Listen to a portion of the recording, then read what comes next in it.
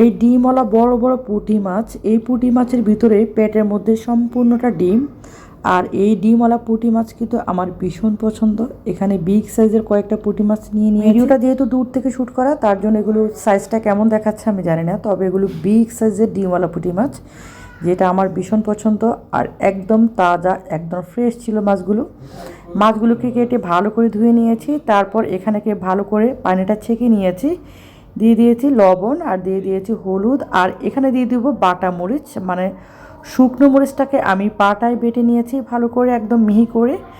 এখন মাছের মধ্যে এগুলোকে মশলাগুলোকে ভালো করে মাখিয়ে নিব। মাখিয়ে নিয়ে এটাকে ম্যারিনেট করে আমি 15 থেকে 20 মিনিট বা হাফ অ্যান আওয়ার মতো রেখে দিয়ে তারপর এখানে একটা প্যান দিয়েছি, প্যানের মধ্যে দিয়ে দিয়েছি পরিমাণ মতো তেল। তেলটা যখন গরম হয়ে এসেছে তখন আমি মাছগুলোকে একে একে করে সবগুলো মাছ দিয়ে দিচ্ছি। আর রান্না করতে করতে আরেকটি টিপস দিচ্ছি মাঝখানে, সেটা হচ্ছে আমরা অনেকেই একটা জিনিস ফেস করি, সেটা হচ্ছে আমরা যখন কড়াইয়ের মধ্যে দিই মাছটা অনেক সময় লেগে যায়।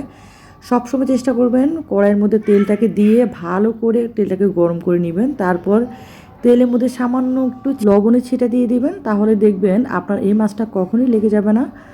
তো এখন আমি মাছটাকে এপিট উপিট করে ভালো করে ভেজে নিচ্ছি, তবে বেশি ভাজা যাবে না। মাছটাকে এক পিঠ জাস্ট কয়েক সেকেন্ড ভেজে, এক মিনিটও না, জাস্ট কয়েক সেকেন্ড ভেজে আমি অন্য পিঠটা দিয়ে দিলাম, দিয়ে তারপর এটাকে কয়েক সেকেন্ড ভেজে তারপর এগুলোকে আমি একে একে করে উঠিয়ে নিব।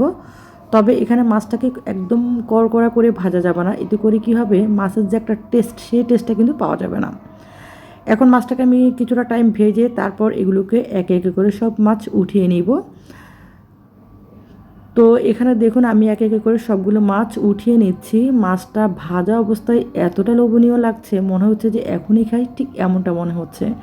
তো মাছটাকে আমি উঠিয়ে নিচ্ছি। আর এই পুঁটি মাছটা কে কে ডিমওয়ালা এই বড় বড় পুঁটি মাছগুলো পছন্দ করেন অবশ্যই কিন্তু কমেন্টস করে জানাতে ভুলবেন না।